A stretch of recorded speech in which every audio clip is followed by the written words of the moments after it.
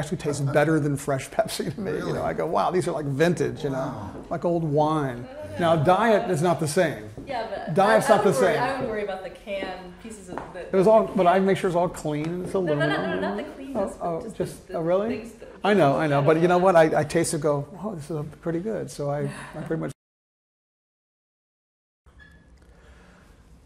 Let's talk about the Untouchables. How did that first come into your life, the Untouchables? I was out of a job. I had a new agent, and he tried to get me to take a job that I wouldn't take. It was now the end of the season, end of the hiring season. Every show in town had hired their producers. And I had 4 kids, a mortgage to pay,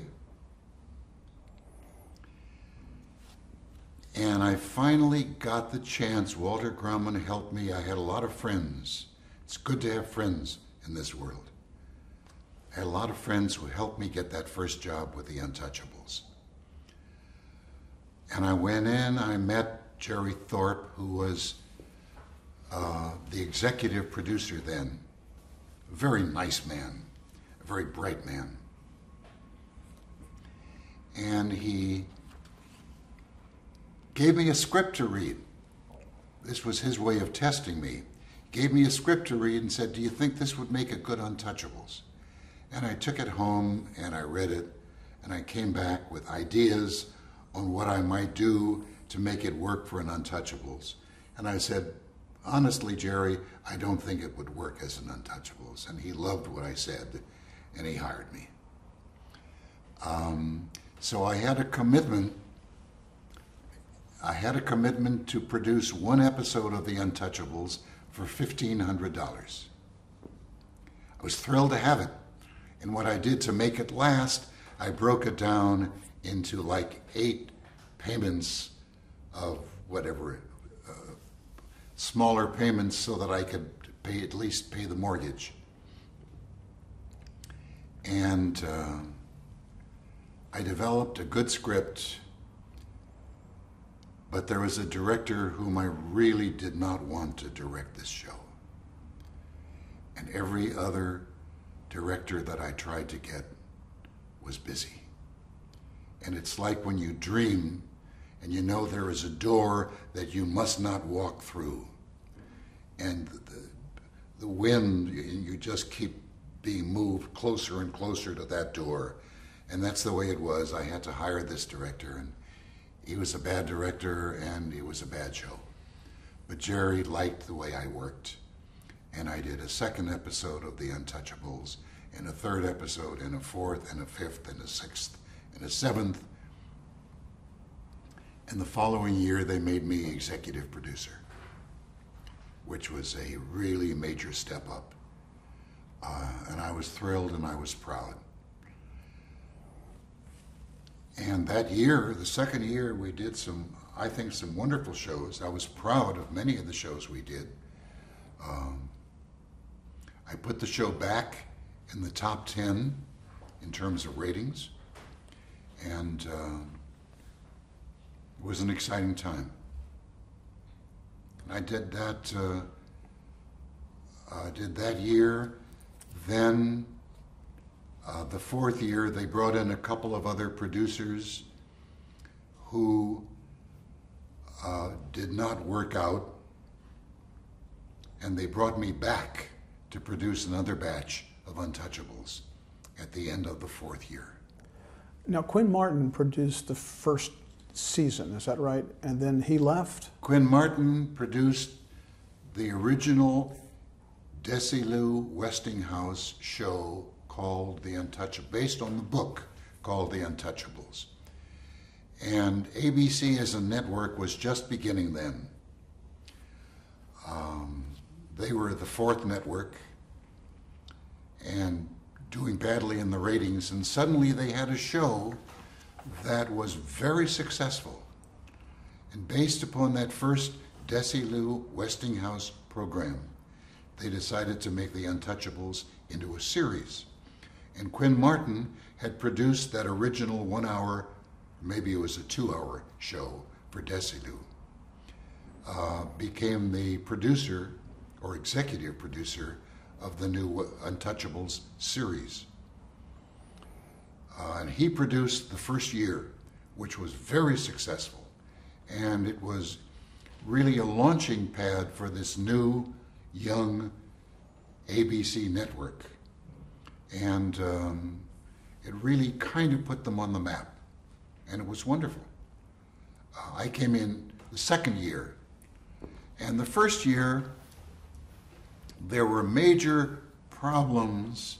The first year was, I want to say, a very violent year. But I smile as I say it because what was violent then would seem very tame today. And I looked at some of those old shows, and with the violence that the network was very nervous about, by today's standards would seem very tame. Quinn produced that first year, very violent. The Italian-American Society was up in arms because all of the bad guys were Italian. The PTA all over the country was up in arms because of the violence, blood, somebody's tongue being pulled out. What was the basic premise of the show? The Untouchables was Eliot Ness and his team of 4 or 5 men. Was based on the book, The Untouchables. Eliot Ness was a real guy who had worked in Chicago during a time when the mobs had taken over Chicago.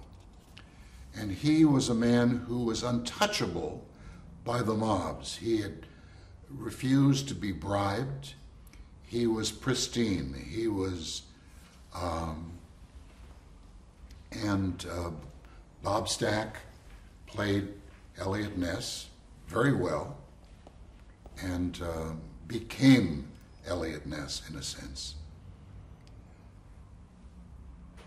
And he was, in a sense, combating the mobs.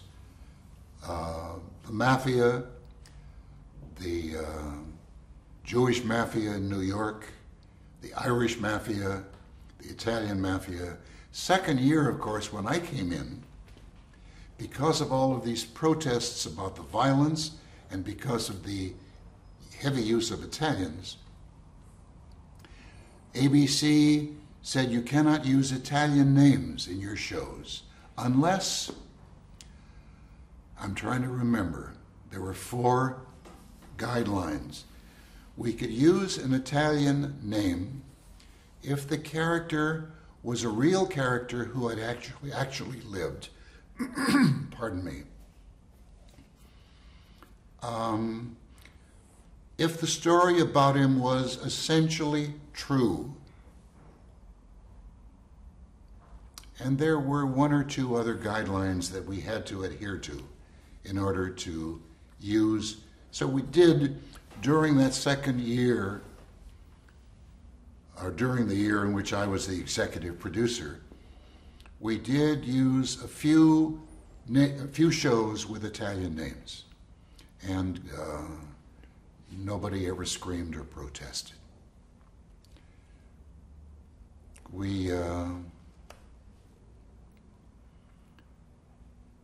Desilu was trying to, the first year they had, Quinn Martin, God bless him, spent money recklessly. And when I came in, Desilu said, we gotta be very careful about money. And we used a lot of stock footage from earlier shows in order to save some of these extravagant things that Quinn Martin had done. But I was lucky to work with Quinn on another series. And he was important, I think, for television in that many of the early television series, the production values were terrible. And Quinn, who had worked in film, wanted to bring some of those filmic values to television. And I think he helped early television grow out of some of those growing pains.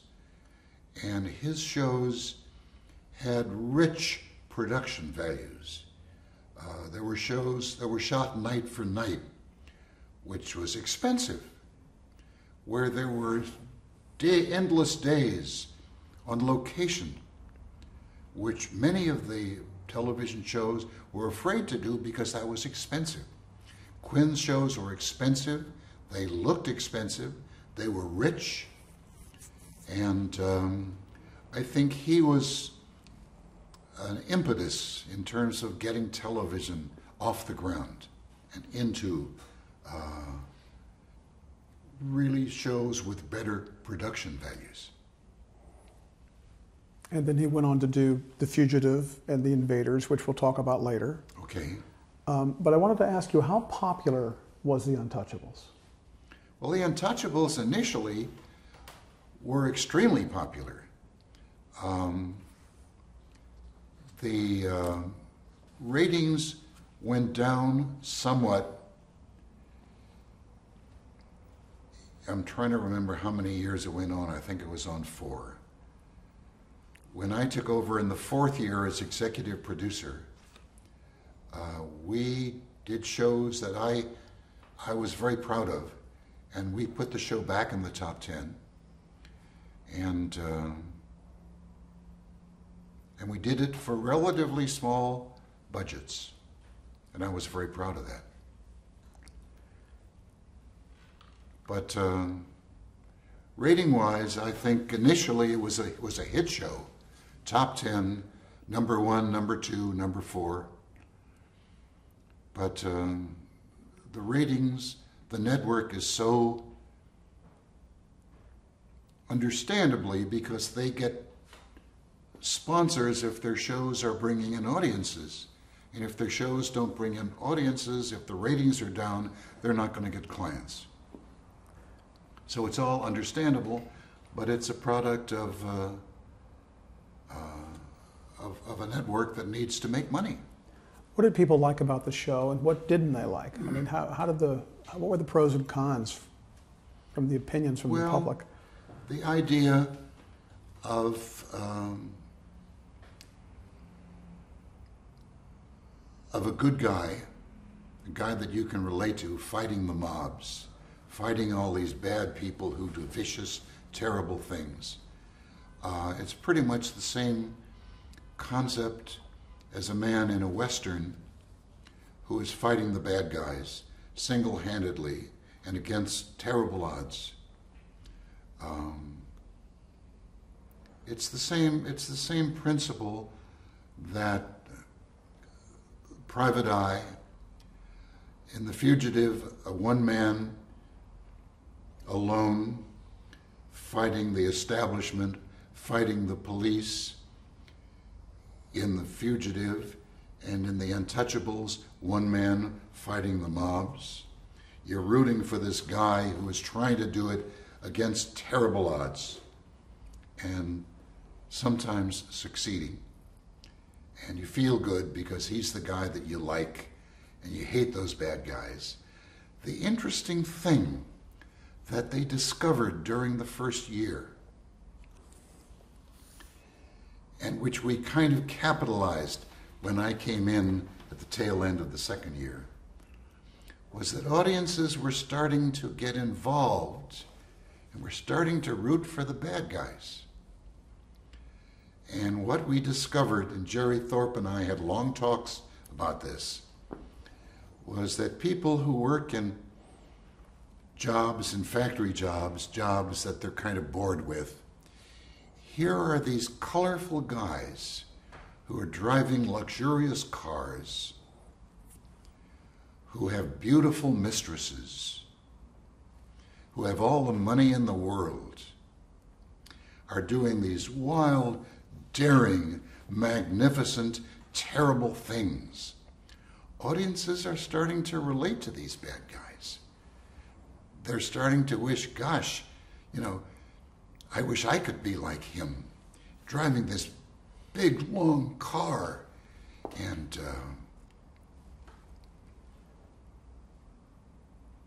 so we started becoming aware of the value of heavies, bad guys, who became, in their own way, likable guys, colorful guys that the audiences could relate to. We capitalized on that. Now, the show was famously introduced by Walter Winchell, who was a well-known voice, and it seemed to give the show an air of authenticity, like it was a documentary, like a newsreel type thing. How much leeway was there in terms of the stories and scripts, depicting actual historical fact? Wonderful question. In the first year, some of the stories were based on actual characters and about events that actually occurred. As the series developed, it moved further and further away from actual fact. Walter Winchell still said, in 1931, in a certain city in the United States, this is what happened, but that was a writer's invention. That was not true. And audiences accepted this. I think some audiences believed that these things actually happened. I think in time they grew to accept the fact that perhaps this was fiction. I worked with Walter when I was executive producer. He was a good guy. He had respect for me, even though he was a famous guy. He had respect for me when I would go out and make suggestions in terms of how he would read this or what he would say. He would accept my suggestions. And it was fun working with him. And he brought, I think, a great deal of reality, a great deal of fun in the sense that perhaps these things really actually happened. And of course, many of them did not. When you were dealing with very famous bad guys like Al Capone, Frank Nitti, did those shows tend to be more accurate than shows where you more or less invented bad guys? Good question. The shows about Al Capone, we were required to stick pretty close to fact. And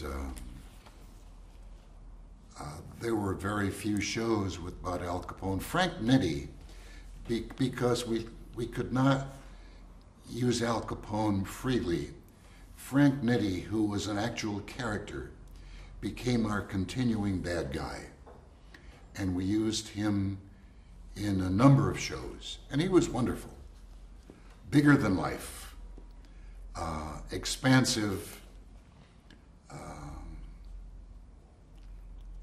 Fun to look at. And some of the shows were fun shows. The violence in those days, the network there was a terrible thing that happened. I'm going to be very honest with you now. When I first moved into the executive producer chair of The Untouchables, I had meetings with the brass at ABC. And we would have lunch and they would say, you know, we're under a lot of pressure in terms of violence. And we hope that you will be very circumspect, that there are certain things we simply cannot do, and that we hope you will be careful and cautious in your use of violence this year. Dissolve. A week later, we have lunch with the censors, the network, I forget what you call it. Standards and practice. Standards and practice, thank you. And they would say, now, we know you had a meeting last week with the brass, and we know they told you to use a lot of violence in your shows, but we simply cannot do this. We have a code that we have to stick to, and we're going to be very tough with you, and you have to forget what the guys, the network brass, told you last week. So here we are in the middle between the brass on one hand and the censors on the other. But I must say Dorothy Brown, who was Standards and Practice at ABC, was wonderful, a wonderful woman to work with. I admired her and I respected her. And when we had a problem, we had one show in which was one of my first Untouchables as a producer, in which Maxie Schramm, a kind of pathetic little informer, was being hunted by the mobs.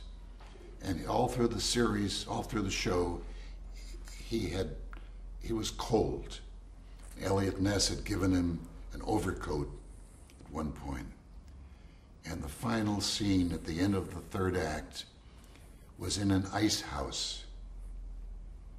And poor little Maxie Schramm was followed into the ice house by the bad guys, and they ended up knifing him. And he was dead on the floor, surrounded by ice. And poor Dorothy Brown. A knife is about as terrible a way of dying in terms of audience impact as you can find. And Dorothy, bless her heart, came over to Desilu, sat there in the editing room with me, looked at footage, and we finally found a way that she would accept, in which he came around the corner and the bad guy was there with his knife. And but she came over to Desilu and sat with us and helped us work out the cutting, how that scene would work, so that the network could live with a man being knifed in an ice house. And it was wonderful. But we lived between these two forces, one of whom said we really could use more violence because our ratings are slipping, and there seems to be a correlation between violence and network viewing. The more violence you have, the more viewers you get. Terrible thing to say, but that was the song they were singing. So we lived between these two warring forces and somehow got through it. During the run of The Untouchables, the then FCC chairman Newton Minow gave his famous speech referring to much of television as a vast wasteland. Yes. Did you feel like The Untouchables was a show that he might have been including in that reference? I don't think so. I think The Untouchables, you have to, when you produce a show, you have to accept what the show is. The Untouchables really was a comic strip with bigger-than-life characters doing bigger-than-life things. And I think accepting the premise for what it is, we did it damned well. I think it was good. I don't think it was part of the wasteland. There are others who might disagree with that. But if you're going to produce a show, you want to do it as well as you can. And I think we produced The Untouchables. I think we produced it well. And I think it was an entertaining show. And I think that's what you're selling. I think you want your show to succeed. If you produce a show, you want there to be a lot of people out there watching it on television. And you try to, if you produce it, you accept the fact that, okay, audiences like violence, they want violence. You try to do it in as graceful a way as you can so that the network will accept it and buy it and live with it. And that's what you do. That's your bread and butter. What did Robert Stack bring to the character of Eliot Ness? How did he make that? Robert Stack was Eliot Ness. He was a kind of inflexible actor, very good within the narrow range of what he did.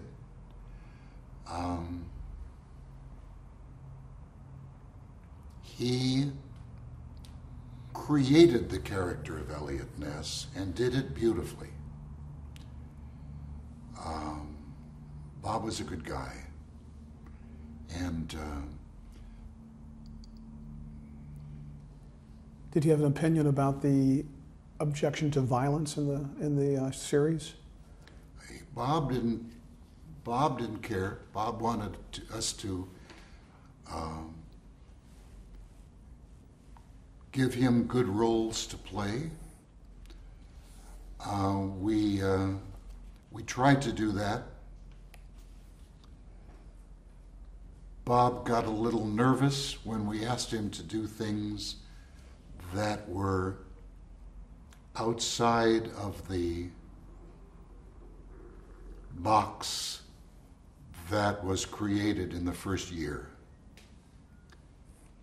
And we tried to, because what you try to do when you produce a series is you try to create more variety. You try to move into new areas, to give the show new dimensions, to give the characters new things to do, to find bad guys that are different from the bad guys that were used before.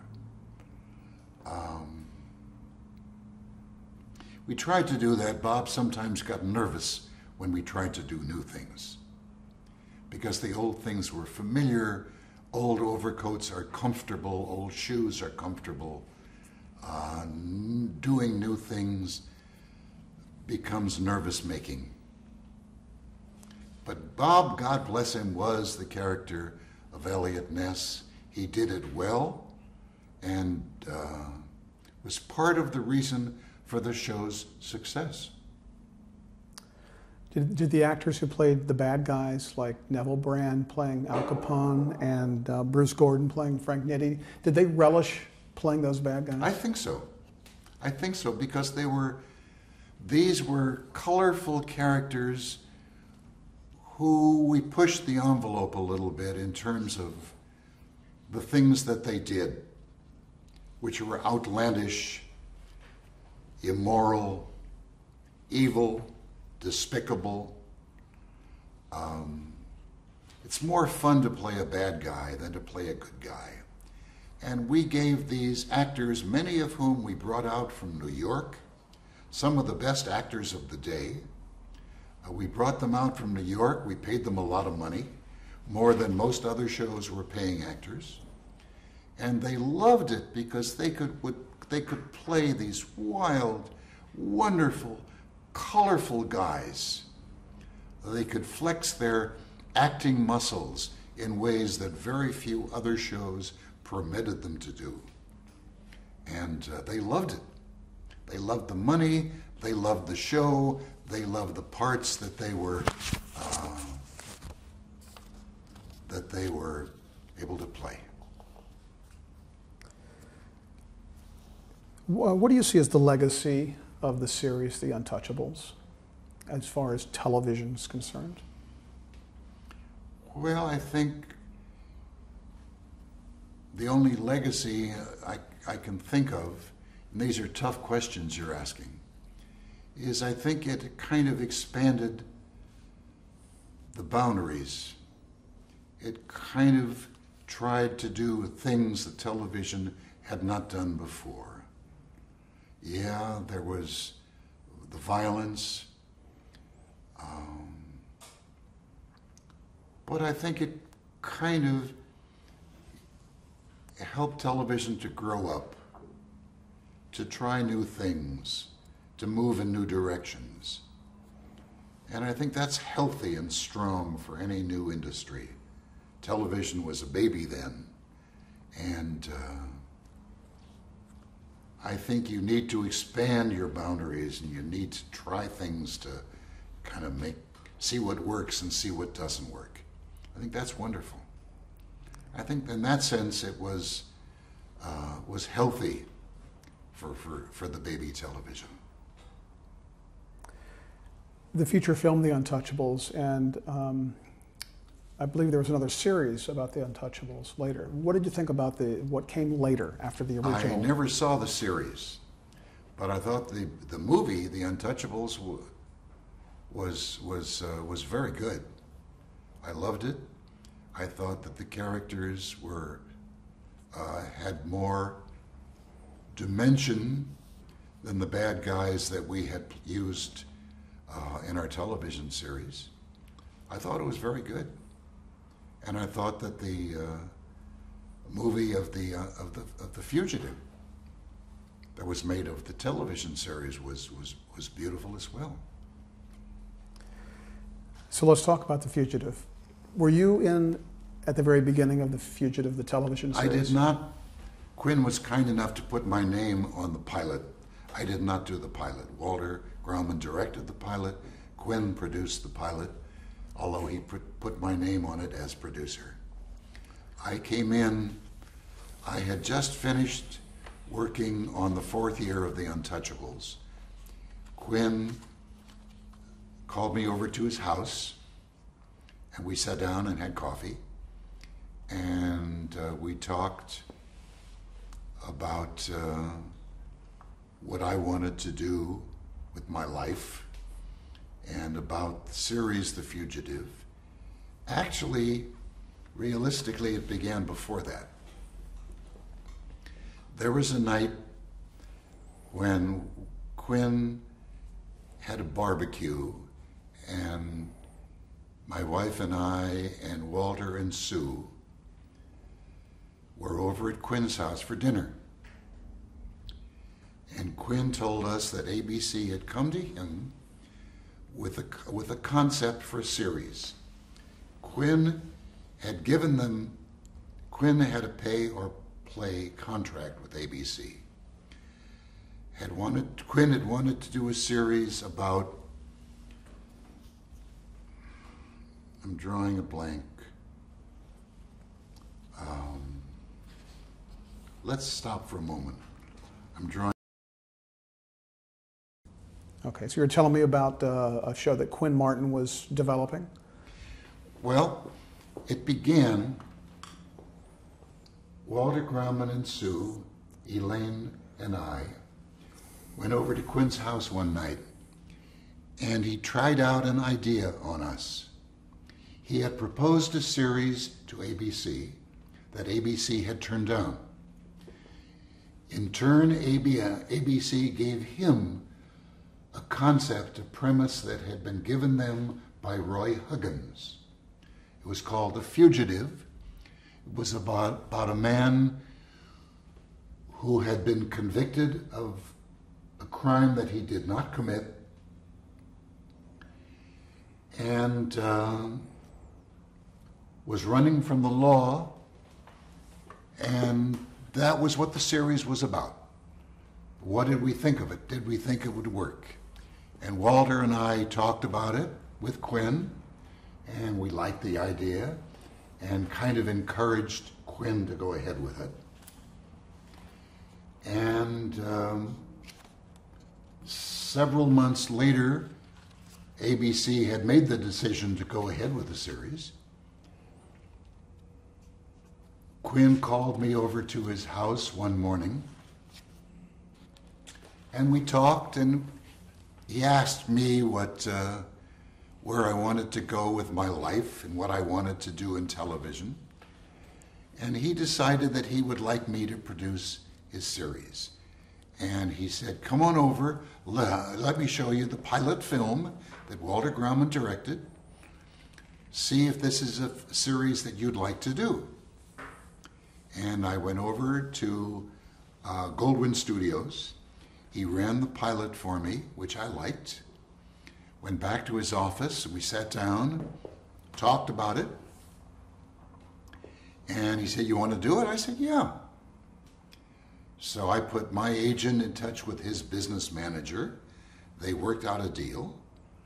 And I was still finishing up on The Untouchables, but I went over. They had already begun working on scripts for The Fugitive. I went over and I took charge and struggled in the beginning. It's tough to get scripts. And we worked very hard. I forget the name of the story editor. We worked very hard getting stories together, getting scripts made. But we came out with a successful first season with a series that nobody felt would work. Tom Moore, who was president of ABC at that time, said that the series is un-American, that the lead character, the fugitive, was breaking the law, was running away from the police. You shouldn't do that. It's a bad thing. And nobody felt the series would go past the first season because you can't do it every week. A man running from the law, escaping the police, come on. Well, we did it year after year, and it would have gone past the fourth year if David had not been tired. And of course, the answer was not to do the whole show about. It was a pattern that we used successfully in The Untouchables, where the framework for the series would be the fugitive running from the law, and there would be a human, dimensional, inner story about the characters that the fugitive would become involved with. And that's really what made the series work. And I think the series could have gone on for 5, 6, 7 years, using warm, rich, internal stories that audiences can care about and getting involved with. And I thought David was wonderful. I did a movie with him later, and I thought that he was the fugitive. And I love the concept, I love the series. Now, the David Janssen character, Richard Kimball, in the series was someone that the police were after, Lieutenant Gerard, of course, embodying that for what they thought was a murder of his wife that was done by a one-armed man. Now, there was a real case of a doctor named Sam Shepard who was convicted of murdering his wife. And a lot of people thought that The Fugitive was based on that real story. Is that true or not true? We will never know. Roy Huggins came to ABC with, I'm told, 8 or 10 pages of a concept for a series. ABC liked the concept, gave it to Quinn. Whether Roy Huggins had used the Sam Shepard case as the basis for his creation, I don't know. I don't think Roy Huggins is still with us, so I suspect we will never know. A lot of people said that, and it may very well be the case. Was Roy Huggins involved in the production of the series? Not at all. I never saw Roy Huggins. I never talked to Roy. I won't say I never talked to him, but we Quinn Martin was in charge. I was in charge under Quinn. In the first year, Quinn was very heavily involved, watching very carefully. Second year, third year, I don't think he was even reading the scripts. I was pleased that he trusted me to that degree. I would give him the premise when we started a story. He would approve or turn down the premise. He would approve or make changes in the casting, but he was involved. After the first year, he was involved in creating other series.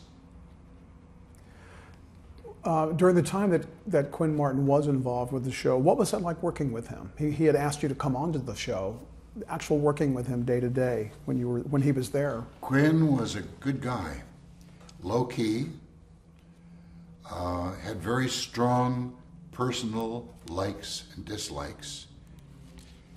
It was fun in the first year of the series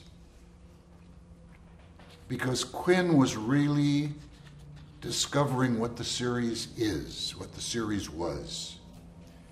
And as we were developing scripts and stories and developing the character of Richard Kimball, Quinn would come in. I had a lovely office. This was over at 20th Century Fox, Western Avenue. I had a lovely office.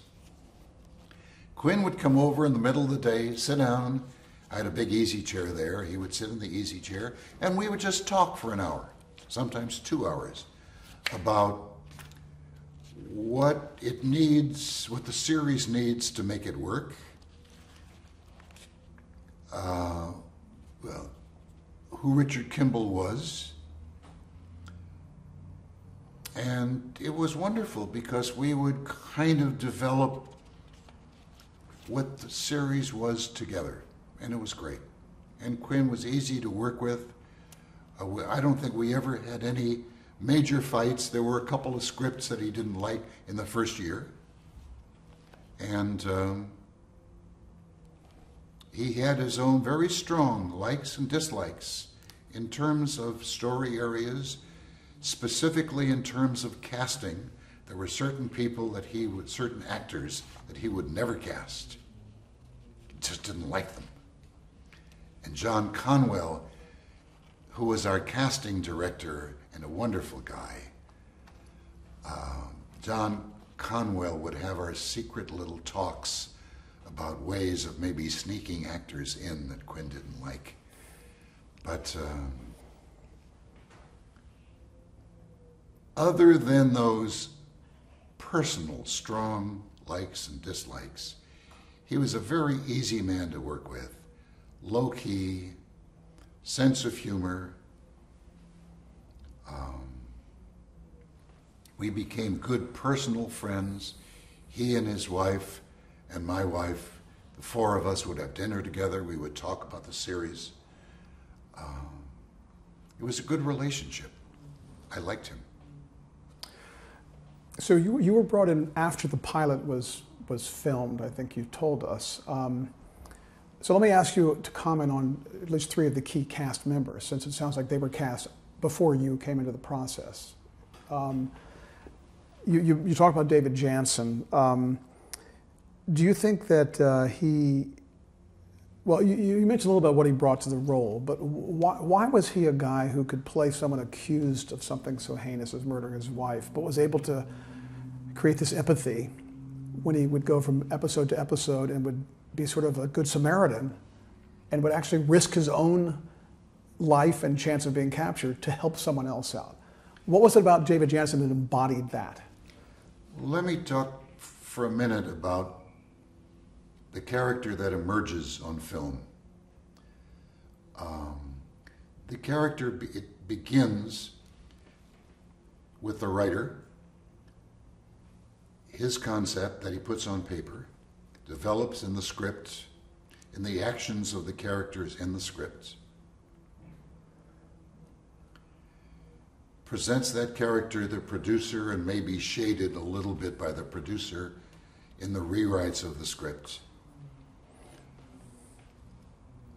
then that character as written subtly changes with the character that the actor brings to the role. And it becomes ultimately an amalgam of the two, the actor and the character. And David, I loved David. David brought such empathy to the character. You cared so much about this character. And I believe the concept was one of the reasons the audiences watched, and the concept was wonderful. But the other 50%, I think, is the involvement that the audiences had with the character. I'll tell you a little story. My wife's mother was friends with the mother of a very famous production boss at Screen Gems, Columbia Pictures. His mother, this is so complicated that I can't explain it, but there was a very famous Hollywood actress married to this boss at Columbia Pictures. The mother called me after one of the episodes of The Fugitive. She was so caught up in the character, she was so involved with how terrible his plight was, that he went week after week unable to prove his innocence. And she called me, pleaded with me to give this poor man another trial. Now, this is a wife, this is a woman who should have known that if we had given this man another trial, our series would be over.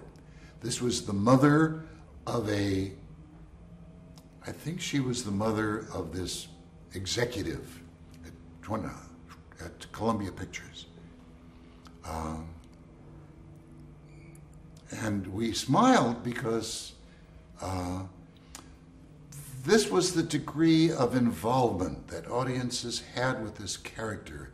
They were so into him, into his plight, into the struggle that he had to prove his innocence, to find the one-armed man, to stay free from the police. And it was just, I've worked with other actors in other series, and you, as a producer, you want the audience to get involved. But I've never seen that degree of involvement with the character as we had with David Janssen and the Richard Kimball character in The Fugitive. Now, Barry Morse. Barry Morse with the high forehead maybe wouldn't have been an obvious choice to play this police lieutenant. What's your take on Barry Morse playing Lieutenant Gerard? I think Gerard was a wonderful choice. In the pilot of the series, Barry Morse is an actor, I don't think he's still alive, was an actor who was trained in the British schools, became a wonderful actor on the stage, in television, and this was a role that he could relish, much like some of the Untouchables roles. And I think when he came in, I've seen the pilot, and he played it a little too richly, a little too strongly. And Quinn tends to like actors who are laid back. Many of the actors we hired in The Fugitive, he constantly was telling the director to hold the actor down. Good actors, stage actors, like to kind of play it for all it's worth. And I think in the original pilot of The Fugitive, Barry Morse did just that. And it was rich. And Quinn reshot, I think, 2 scenes in which he had a long talk with Barry and understood that it was for television and you just couldn't act quite that strongly. They redid the 2 scenes and it was fine and it worked well. And throughout the series, Barry played it with the intensity that he had. He was a fine actor. And he did I think one in every 4 or one in every 6, I'm not sure. And was, I think, superb. And I felt, and this is something that I tried to develop as the series grew, the feeling of respect that each man had for the other. And there was a show we did in the 3rd year in which, I don't remember the specifics, in which the fugitive had the chance to save the character of Gerard from some wicked Western heavies. And another show directed by a superb director whose name I cannot think of, in which we had a chance to kind of let the audience feel that Gerard, throughout the series, was building respect for this man that he was chasing and hounding week after week. And I think that was one of the strong internal values that I felt and tried to get into the series. Like duty versus the humanity almost of what... Pardon me? The humanity of the character of Gerard versus fighting his duty to capture this guy. That's right. And then there was Fred Johnson, the one-armed man, played by Bill Raish, Yes. who appeared occasionally. We got a glimpse of him. What was that actor like? And did he, was there a notoriety that he experienced in the public? I didn't have much contact with Bill Raish. Bill Raish had worked with Burt Lancaster as his trainer and kind of sometimes stand-in. We didn't use him very often because he wasn't in the series very often. We did one script about him where he was, I think, caught by the police or by something. The fun part of it is that he was once or twice caught by the real police who saw him walking on the sidewalk, this one-armed man, the actor Bill Raish, and the police looked at him and knew he was wanted for something, and they weren't sure what it was. And they took him back to the station and, of course, realized that he was just a character in a television series. The other thing is the Gerard character sometimes would go to a place where he would walk into a bar and the bartender would say, "He ain't here," you know. They knew him so well as the character who was looking for Richard Kimball that they would kid him about it. But Bill Raish was wonderful. He was an actual one-armed man. Quinn and I looked at a film that he had made, a good film, in which he had a fight in a bar, in which he had used his sleeve, the sleeve from the one arm, to wrap it around the neck of the actor in the film. And he was wonderful, and Quinn said, "Do you like him?" I said, "Let's go with him." And we did, and he was just perfect.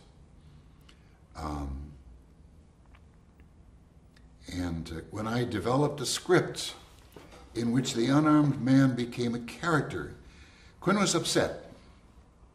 And he called me in and said, "Do you think we should really do this?" In Quinn's mind, the character of the one-armed man was a phantom, was a kind of unseen, pardon me, my voice is not great. Some water Maybe there? I'll drink some water. Sure. I guess we can go on. Okay, we're rolling. Oh. I'm trying to remember where we were. We were talking about Bill Raish, and Quinn was about something about the one-armed man. Oh, Quinn yes. Martin was objecting to something.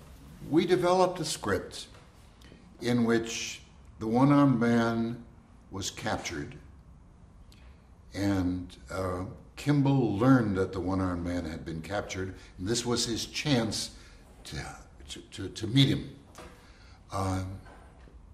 to catch him, to finally bring him to justice.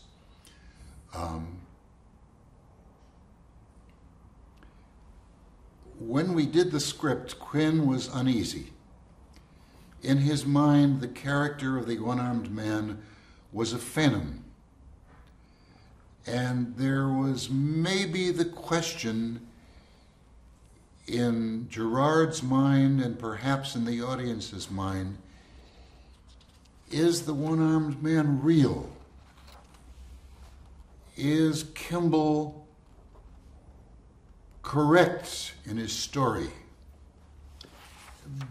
That perhaps it is richer if we're still wondering if there really is a one-armed man. And he was uneasy, and he read the script, and he liked the script, and said, "Okay, let's go ahead with it." And Bill Raish, we did the show with Bill Raish, and that, I think, is the only other show that Bill Raish did other than the final show, in which there had to be a payoff, in which Quinn felt from the beginning that this could not be an open-end show, that there had to be a payoff.